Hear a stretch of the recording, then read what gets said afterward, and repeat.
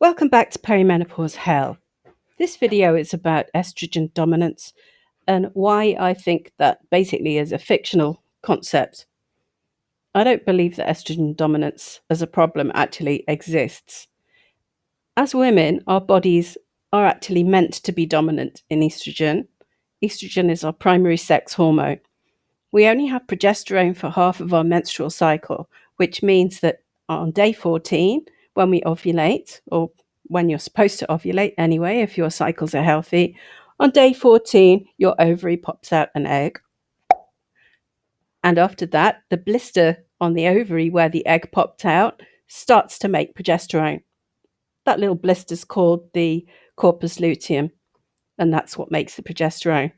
And it makes the progesterone up until about day 26 when, it's had enough, that's it. It stops making progesterone. And that is the trigger for your period to start. In addition, your estrogen levels also drop drastically.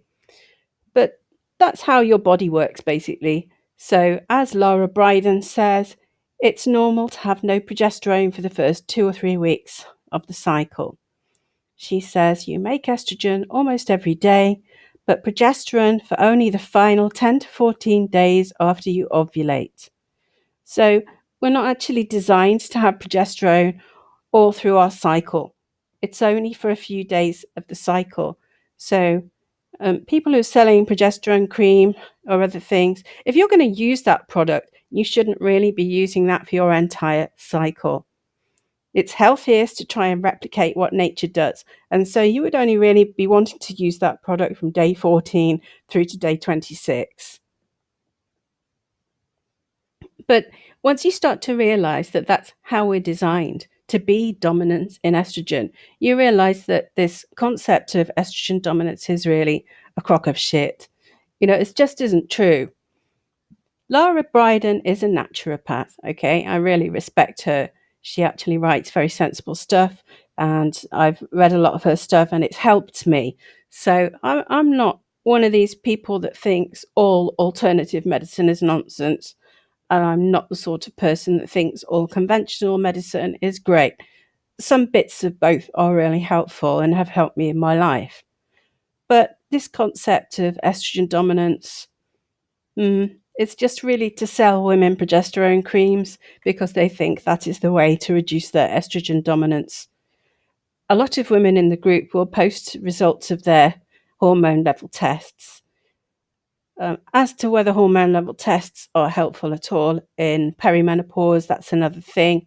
But they sometimes will have a test done on day 21, which in the second half of the cycle is when you are likely to get another slightly lower peak in estrogen, and they'll see that their estrogen level is quite high and say, oh no, I must have estrogen dominance. No, you don't have estrogen dominance.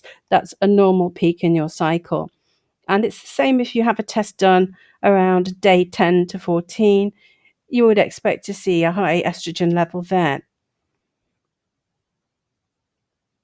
When we're in perimenopause and you get to the mid to late parts of perimenopause, as you're gearing up for full menopause, what happens is that you stop ovulating altogether.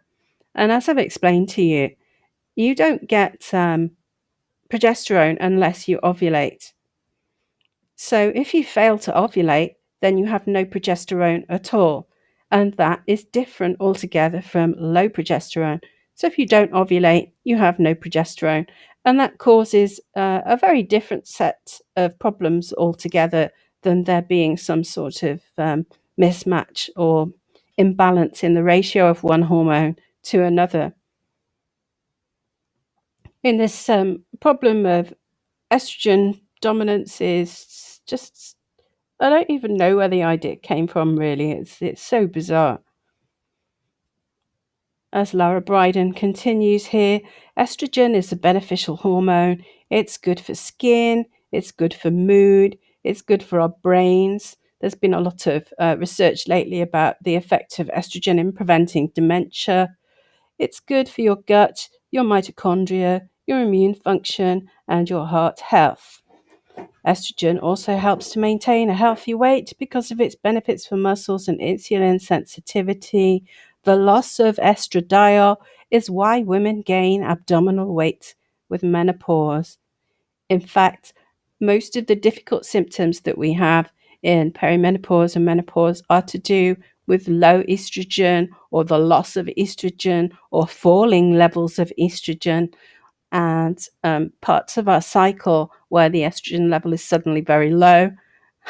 So, this whole thing about estrogen dominance, I don't know where it came from, but it isn't really helpful in trying to treat your menopausal symptoms. Most of the trouble is caused by low estrogen, and progesterone is helpful. It's helpful if you have heavy bleeding, okay? And you need quite a lot of progesterone to stop the heavy bleeding. And that's something really you need to get from a medical doctor, because it's unlikely an off-the-shelf progesterone cream is going to help with that problem.